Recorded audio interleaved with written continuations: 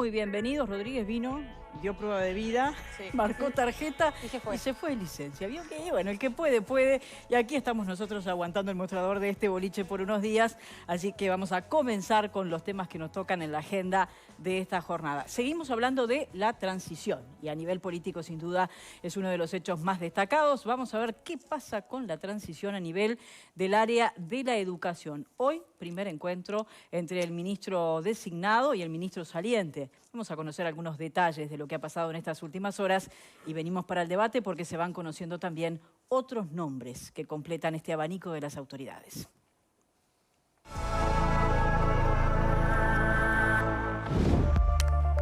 La transformación educativa empezará en el año 2025 con un gobierno que no la impulsó, dijo el ministro designado en el programa Lado B de TV Ciudad. Para Maía, esto es una demostración de que hubo inconvenientes a la hora de implementar la reforma promovida por el gobierno actual. Sus comentarios no fueron bien recibidos por Robert Silva, el expresidente de la ANEP. Por favor, comienzan los 2 últimos grados de educación media superior. En el resto está desde 2023. No es serio comenzar así, escribió el senador electo por el Partido Colorado. También en la red social X, Maía le respondió: lo que no fue serio fue utilizar a la ANEP como plataforma para una precandidatura presidencial, señaló el ministro designado. Luego Silva lo acusó de seguir mintiendo. Hicimos en educación lo que durante 15 años no lograron. Ojalá no se deje dominar por las corporaciones como ya lo hicieron. Estaremos atentos, le advirtió. Ya vamos a hablar de los nombres que se conocen, de las designaciones para completar, por ejemplo, las autoridades a nivel del CODICEN, del resultado de esa primera reunión entre José Carlos Maía, el ministro designado de Educación, y Pablo da Silveira, el ministro que se va. Pero bueno, y la transición transcurre en este contexto donde ha habido en estas últimas horas, como ustedes veían allí en esta puesta a punto, un cruce entre nada más y nada menos que el futuro ministro y quien ha sido un abanderado de la reforma educativa, bueno, el expresidente del CODICEN. ¿Cómo han visto el cruce de estas declaraciones en estas últimas horas? Fernanda, ¿qué tal?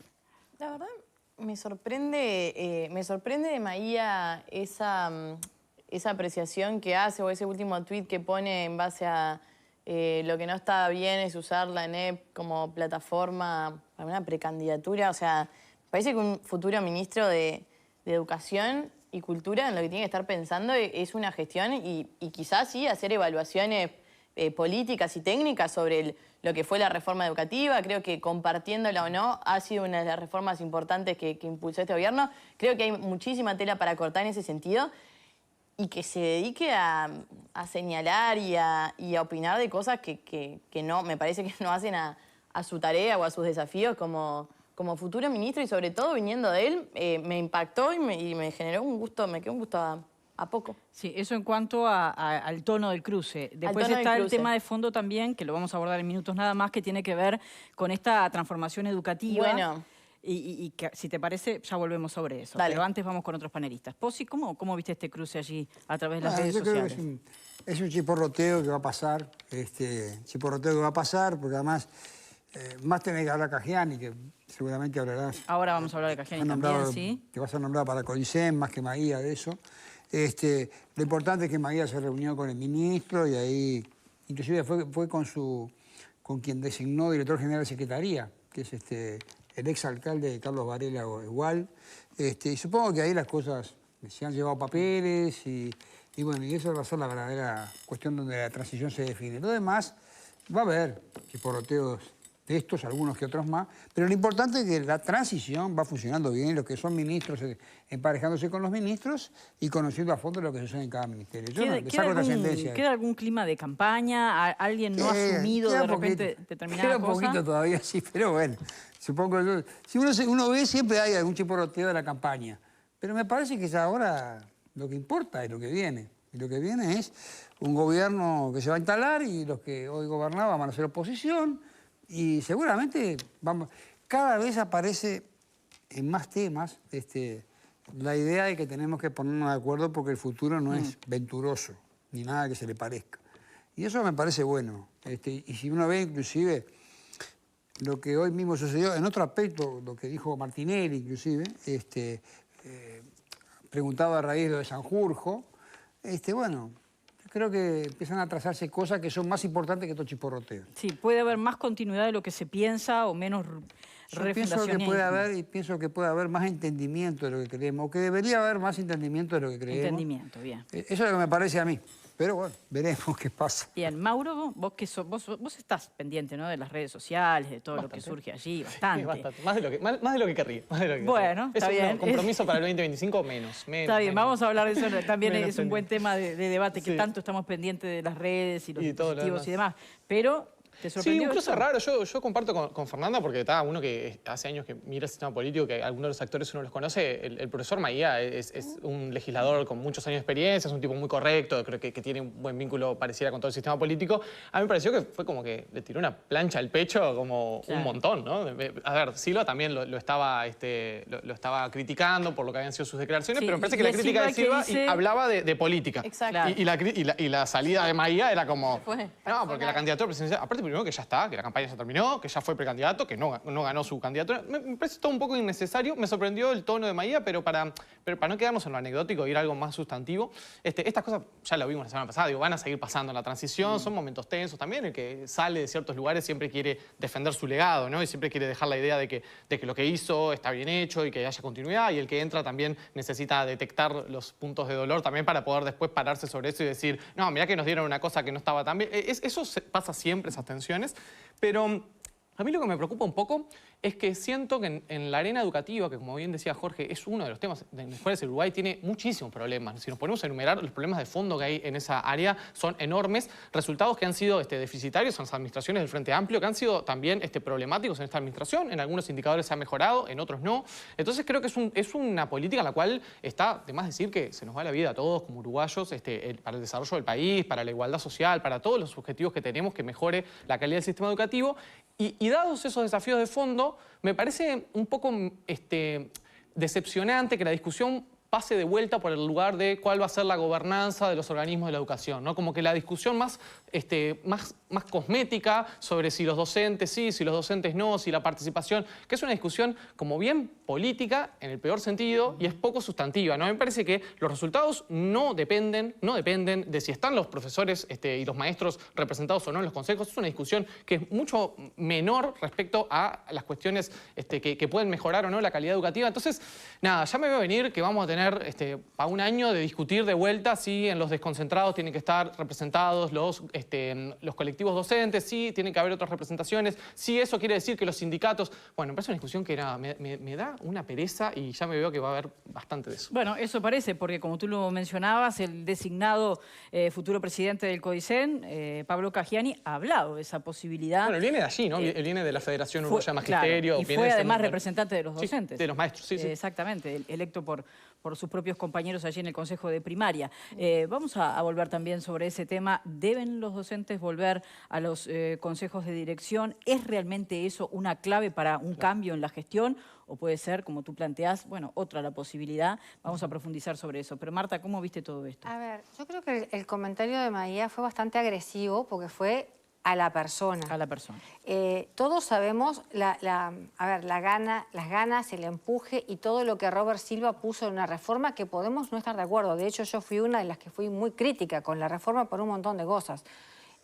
Yo soy de la teoría de que no es cambiando primero, segundo y tercero de liceo por séptimo, octavo y noveno lo que va a mejorar la educación, ni cambiando las competencias.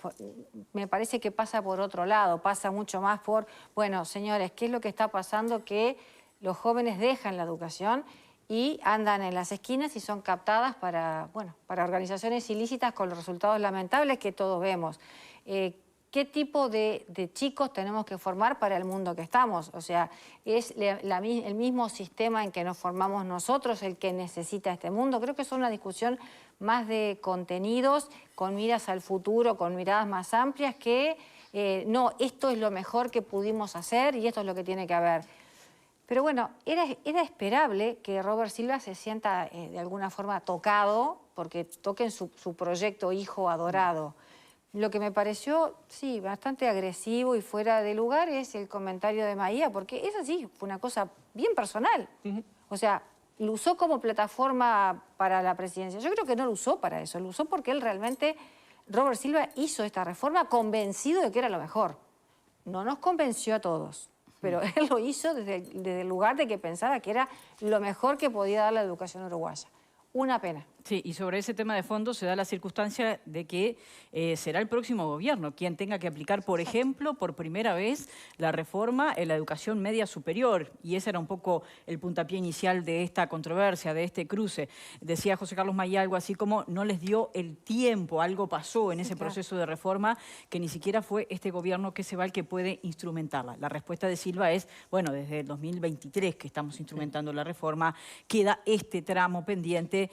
¿Y qué pasará de ahora en más? Esa es un poco la disyuntiva. ¿Qué va a hacer el próximo gobierno con esa transformación educativa? ¿Y, Fer? Y yo creo que ese es el gran tema que el Frente Amplio no tiene claro, lo que pasa. Me parece que el desafío y la discusión, si bien obviamente todo el sistema político va a ser parte, me parece que el problema neurálgico lo tiene el Frente Amplio. Cuando se habla de qué va a pasar con la gobernanza de la educación como uno de los temas, si es un tema más, obviamente. Hace unos años participamos de un referéndum que también es parte de... No porque las leyes no se puedan modificar. En este país las leyes sí se pueden modificar, pero es verdad que cuando existe un respaldo tras una elección directa en el cual se convoca a la ciudadanía y la ciudadanía respalda esa ley, más allá de que la ley no cambia de carácter en cuanto a lo formal, sí políticamente tiene un respaldo que otras leyes quizá que solo se aprueban, normalmente mediante el procedimiento común en el Poder Legislativo, cobra una relevancia política más importante y la gobernanza de la educación fue parte de ese respaldo y de ese cuestionamiento que se hizo, se sometió a una elección y bueno, la ciudadanía en su mayoría lo respaldó. ¿Es determinante 100% en el proceso formal? No, pero políticamente yo creo que va a ser un elemento a la hora de discutirlo. Creo porque el Frente Amplio tiene un problema no solo que comprende la reforma educativa, sino creo yo a una concepción de cómo entienden la educación. Y el primero que marcó la cancha, y ahí es como que me genera expectativa de cómo lo van a manejar, cuando han existido distintos puntos de vista con otros temas, Yamandu Orsi salió a decir, el presidente soy yo. El presidente soy yo, la base programática de Frente Amplio, pero quien conduce es el presidente. Un presidente que además es docente. Un presidente que además es docente, pero un presidente que además es docente y que ha dicho que no llega con ánimos refundacionales en cuanto a lo que se hizo en materia de la reforma educativa. Sin embargo, tenemos a Cayani, también la subsecretaria, que naturalmente se ve que puede caminar por otra línea. Entonces ahí el arte de cómo van a llegar a un consenso realmente creo que va a ser interesante porque a priori todos hablan de cosas distintas. Bien. ¿A priori todos hablan de cosas distintas, Mauro? Sí, a ver, yo... Un apunte también de lo que comentaba Marta sobre esta suerte de ataque que le hace Maía a Silva con el tema de haber utilizado la ANEP o el Codicen como plataforma. Yo digo que ahí también nos debemos una cuestión que, bueno, si la Constitución lo permite, es algo que deberíamos discutir todos, ¿no? Porque esto ya pasa cada elección, nos encontramos con la misma discusión. Si Sendik utilizó ANCAP para ser vicepresidente, bueno, sí, utilizó ANCAP, evidentemente, cada quien, o sea, los lugares donde está sirven para eso. Sí, Robert Silva utilizó la ANEP, sí, yo no digo utilizar con un término peyorativo, es los lugares donde vos estás y lo que la Constitución te permite hacer. O sea, si renunciás con el periodo que la Constitución, con el plazo que la Constitución habilita, te podés presentar a cargos electivos. ¿Queremos que eso sea así? Bueno, quizás nos debemos una discusión y quizás querramos que nuestras empresas públicas, nuestros entes autónomos, servicios descentralizados, no estén llenos y liderados por personas con vocación, interés en hacer carrera política y que evidentemente van a utilizar esa plataforma. Quizás estaría bueno decir, no, mira, en estos lugares queremos gente que tenga una vocación de servicio, técnica, profesional, que sepa de estos temas y que después que sale de estos lugares pase un periodo entero, 5 años, sin poder presentarse a nada. Es una discusión que para mí es recontra pertinente y valiosa. Mientras no vemos esa discusión, me parece que la chicana no ha lugar. Ya está, cada quien no utiliza... al lugar lo de poco serio que le dice José Carlos Maía respecto a cada eso. quien utiliza los lugares donde está para hacer carrera política porque son políticos. Digo, ¿qué les estamos pidiendo? Me parece un absurdo. Pero después, lo que dice Fer, tal cual, a ver, el Frente Amplio tiene un problema de fondo, que es que, bueno, tiene serias divergencias ideológicas respecto a qué quiere hacer en materia educativa. Silva. Recordemos la Ley General de Educación que el Frente votó en el primer periodo, en 2008, que se puso de punta a todo lo que era docentes, gremios organizados, al propio Partido Comunista, que tenía la reivindicación de la autonomía y cogobierno para toda la educación. ¿Se acuerdan de esa vieja bandera que los comunistas que decían, no, que querían que la ENEP fuera autónoma y cogobernada como lo es la UDELAR? El Frente Amplio no se la llevó, sí llevó la participación y fue un lío interno y después tuvieron años haciéndole marchas en contra. Digamos, hubo un periodo de mucha conflictividad en el tema educativo entre sectores de la izquierda y lo que fue los gobiernos de la educación. Después recuerdo las tensiones en el gobierno de Mujica entre lo que era la gestión de Wilson Neto, que del MPP al frente del CODICEN, y después Celsa Puente, del astorismo en secundaria. Es un tema en el cual el Frente tiene un matete importante. Yo tengo la sensación de que hay más alineamiento que en el pasado. Me da esa sensación. Me parece que Casciani, ya hablaremos de él, es una figura que viene en el MPP, pero que me parece que tiene un discurso más moderado. Me parece que Gabriel Kiri, que va a ser director de educación también, me parece que Maía también. Me da la impresión que hay más convergencia que en el pasado a la interna del Frente Amplio. Y también me da la impresión de que no va a haber una cuestión muy refundacional. Sobre todo porque, a ver, si pasamos raya, la reforma educativa o la transformación educativa de Robert Silva tuvo mucho más que ver con cambiarle el nombre a asignatura, poner más horas para aquello, menos horas para esto otro, que está todo bien. Yo no soy experto en ese tema, quizás estaba bárbaro, era muy importante cambiarle el nombre a las cosas, pero yo no creo que haya habido resultados tan de fondo en ese sentido. Lo que ha habido es que en algunos tramos ha mejorado la cuestión de la repetición o de la deserción, sobre todo porque se quitó obligatoriedad. Entonces, bueno, lo que hicimos fue decir, o sea, si eliminamos la repetición, y sí, más gurises se egresan. Pero, ¿Pero qué hiciste? ¿Transformaste la educación en una guardería de adolescentes? Tal cual. Sí, a ver, me parece que esto es la cuestión que yo digo que tenemos que definir. Nosotros, ¿qué queremos? Jóvenes que estén adentro del liceo para que no estén en la calle y basta con que estén adentro del liceo. Capaz que es un objetivo válido, de mínima, pero es un objetivo válido. Para que promuevan y ya está, alcanza con ir para que promuevan, o queremos gente que se forme para un mundo que es cada vez más desafiante. Porque en otras épocas... Vos decís, Marta, que en este momento no están planteadas las dos cosas, ¿no? No están planteadas las dos cosas. Yo me acuerdo una vez que estuvo acá Daisy Iglesias y hablamos de esto. Entonces, yo lo que creo es que vos tenés que definirte qué precisás. Jóvenes que estén más preparados para un mundo que es cada vez más exigente, y me remito al lamentable papelón que hice y lo asumo con el desconocimiento de la inteligencia artificial. ¿O querés jóvenes que simplemente pasen para que no se frustren, pero en realidad no aprenden? Ahora, ¿Para que no se frustren o para que en algunos contextos no los capte el narcotráfico? O para que no se vayan. En la pero calle. Va a llegar un momento donde van a rebotar. Y como todas las cosas de la vida, si vos no aprendés a tolerar la adversidad de chiquitito, no lo vas a aprender de grande. O sea, si a vos de chiquitito no te enseñan que es importante equivocarte y realizar de nuevo la tarea hasta hacerla bien, cuando llegues a la adolescencia no lo vas a aprender, y mucho menos en el mundo adulto. Entonces, si vos no aprendés a que vos tenés que dedicarle tiempo a las cosas y tiene que haber alguien atrás que te enseñe, lo único que haces es lo dejás pasar, hasta que un día no va a pasar y no va a llegar a ninguna parte. Y va a tener un cartoncito que va a decir que terminó el ciclo básico, pero en realidad no sabe escribir. ¿Y es eso lo que queremos? Creo que es esa la discusión que tenemos que dar. Esa es la verdadera transformación educativa. Para mí la verdadera transformación educativa es, tenemos que motivarlos a que se queden, pero tenemos que enseñarlos a que aprendan tolerancia a la frustración, que aprendan y que salgan con conocimientos quizás más actualizados. Quizás hoy no sea tan importante dibujar el mapita para saber dónde está tal o cual país, sino que aprendan a manejar herramientas informáticas de una forma responsable, pero que aprendan, que se comprometan, que aprendan a desafiar y a dar de sí, y no que les venga todo de encima, simplemente un premio por estar. Me quedó pendiente, Posi, este asunto que presentaban tanto Mauro como Fernanda, que tiene que ver con la interna del Frente Amplio y las discrepancias que pueden haber respecto a la conducción de la educación. Y te sumo otro elemento, ¿cómo puede ser el relacionamiento con los sindicatos de la educación, los sindicatos de la enseñanza? Pero lo que pasa es que... Quiero ir para otro lado, porque te voy a contestar eso, ¿no? En realidad, no hubo mejor relacionamiento con los sindicatos de la enseñanza que lo que pasó en este gobierno. En los 15 años de gobierno del Frente hubo conflictos permanentes e inmensos, grandes. En estos 5 años de gobierno no hubo. Y mira que pasaron cosas. Sin embargo, no hubo conflictos. A mí fue una de las cosas que me sorprendió.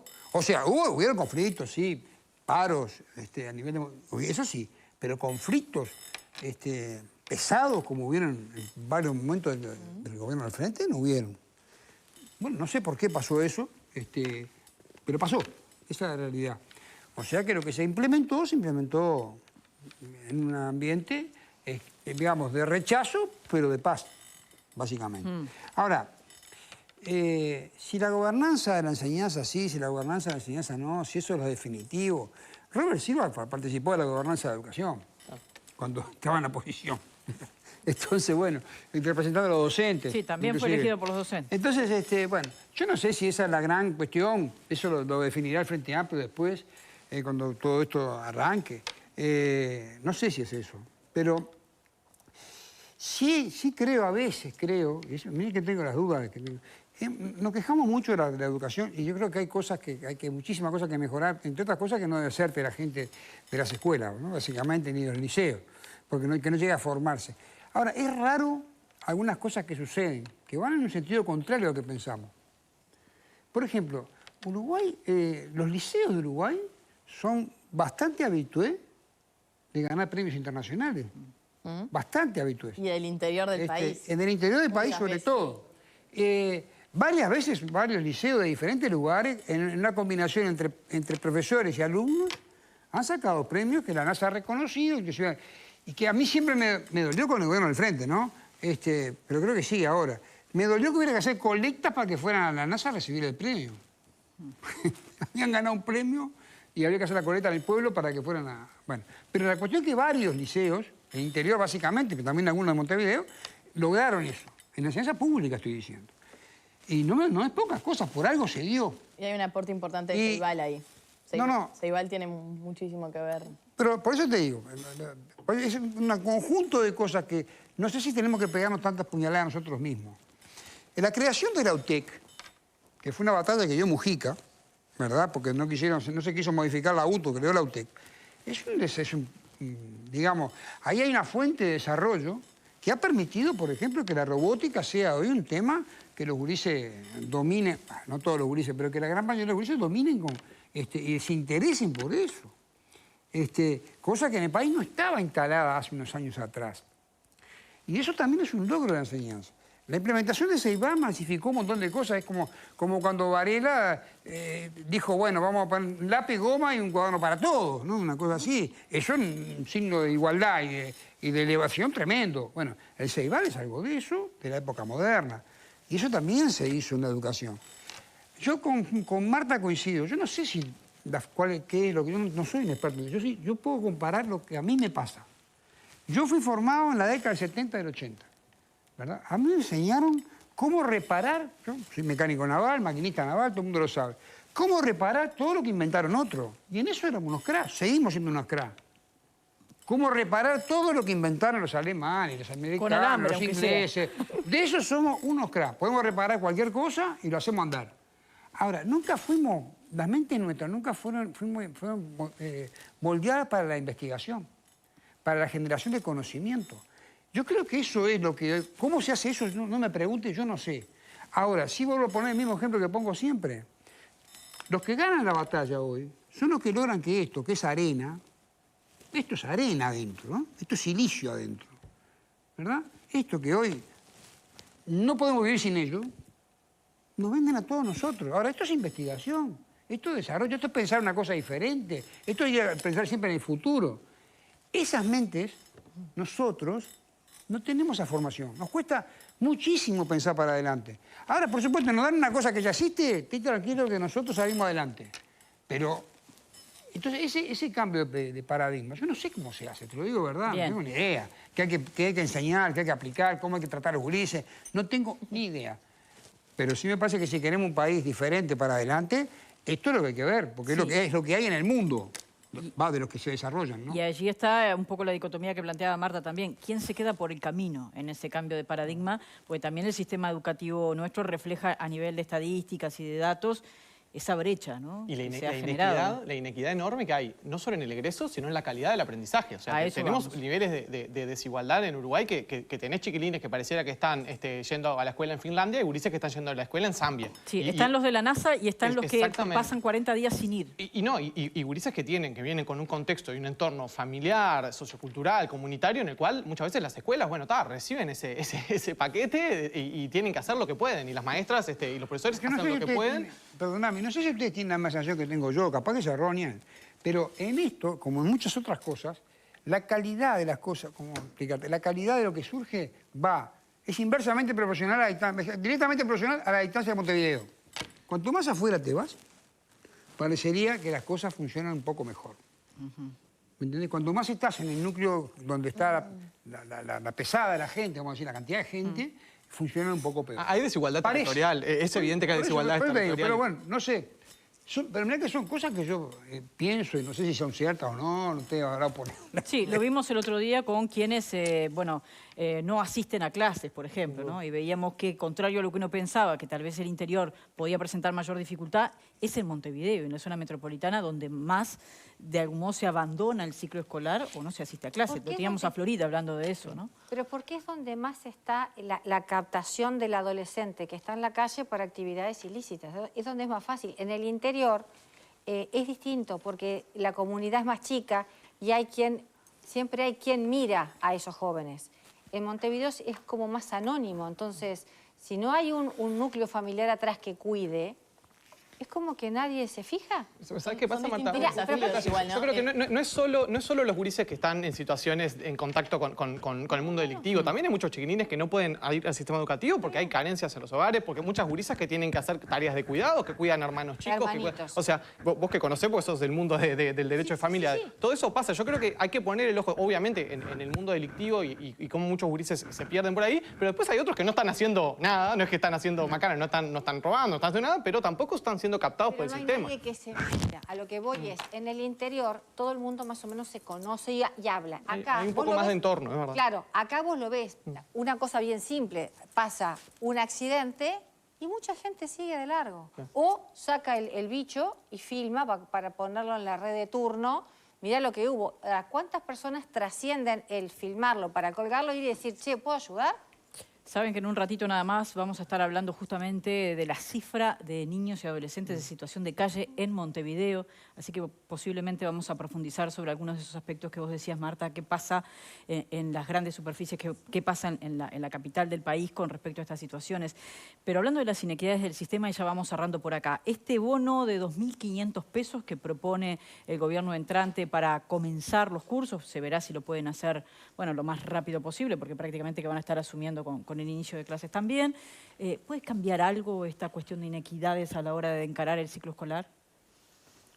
Honestamente, si lo mirás, no sé si con 2.500 pesos vos equipás a un niño para ir a la escuela. A vos no te dan las cifras. Yo tengo hijo grande, así que no sé cuánto puede llegar a salir una mochila, cuadernos, lápices de colores, juego de geometría, pero a ojo de buen cubero te diría...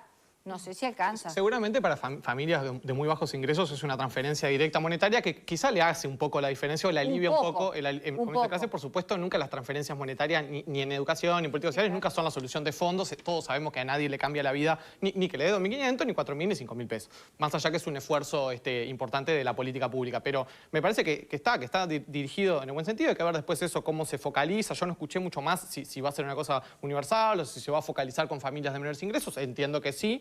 Bueno, me parece que está bien dirigido, pero evidentemente lo que se necesita es mucho más apoyo a las familias, mucho más acompañamiento y que no sean las maestras las que tengan que salir a buscar a los gurises al barrio. Tiene que haber comunidades educativas, como se dice, ¿no? El entorno, me parece que va también por las infraestructuras, por el apoyo familiar, más que por la plata solamente. Pero bueno, bienvenida sea, ¿no?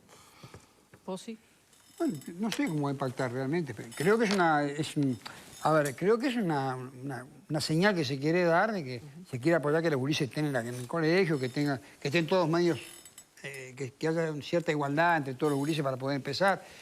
En fin, creo que es una medida que va en ese sentido. Veremos qué resultado da. Es muy difícil a priori saberlo porque la composición de los núcleos familiares son difíciles de entender a veces. Entonces, a veces miramos las cosas con nuestra óptica, y nuestra óptica no es lo mismo que está pasando en algunos hogares.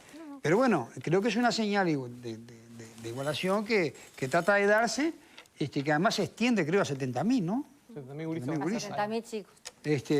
Eso es un impacto Sí, son fuerte. Y bueno, veremos qué resultado tiene. Ojalá que se haya enfocado bien y que realmente ayude, porque es lo que precisamos, que los gurises aprendan y se desarrollen. Bueno, ya veremos. Bien, Fer, vamos redondeando ya con Sí, este no, tema. estoy de acuerdo con lo que decía Mauro.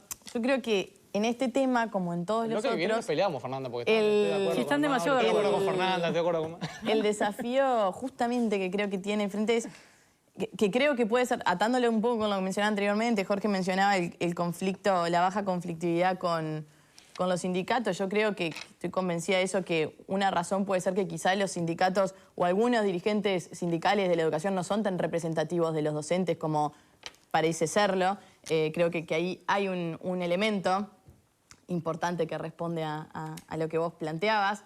Y justamente yo creo que en esto de las señales y de cuál es la idea, cuál es el rumbo que maneja el Frente Amplio en materia de educación, me parece que cuando tú decías, bueno, sí existió, fue un periodo con bajos niveles de conflicto en materia educativa, sin embargo el discurso político en todo momento de la campaña fue destrozaron la educación, destrozaron a los docentes. No fue el discurso de Orsi ese, ¿no? Los excluyeron, pero políticamente de los actores políticos, sí, Mauro. Fue una de las banderas la educación, como fue una de las banderas otras que ahora parece que no eran tan malas o que los rumbos se continúan. Entonces yo lo que creo que ahí el gran desafío que va a tener el Frente Amplio es cómo le responde a su electorado o cómo le responde a los docentes cuando se le dijo, sí, los destrozaron, los dejaron afuera de todo, mercantilizaron la educación pública, un montón de cosas que todos escuchamos. Bueno, ¿cómo hacemos ahora para explicar que quizá no vamos a torcer tanto el rumbo, que quizás vamos a continuar y profundizar algunas cosas?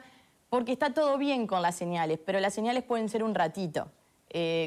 Las transformaciones de fondo que tan criticadas fueron, me parece que esa va a ser uno de los desafíos de, bueno, a quién se le habla se transforma, ¿no? Porque ninguno de nosotros somos tontos y si hay alguien que no es ningún tonto es la ciudadanía. Así que bueno, veremos si se condice lo que se planteó, aquel escenario que se leía y que se pregonaban algunas cosas bastante terroríficas, si se termina cambiando o se termina solucionando todo aquello que parecía que se venía el mundo abajo. Bueno, iremos viendo qué es lo que pasa y seguramente pasarán por aquí también, por este panel, Sí. los análisis de las novedades a nivel de la educación como de todos los temas de esta transición. Antes de cambiar nosotros...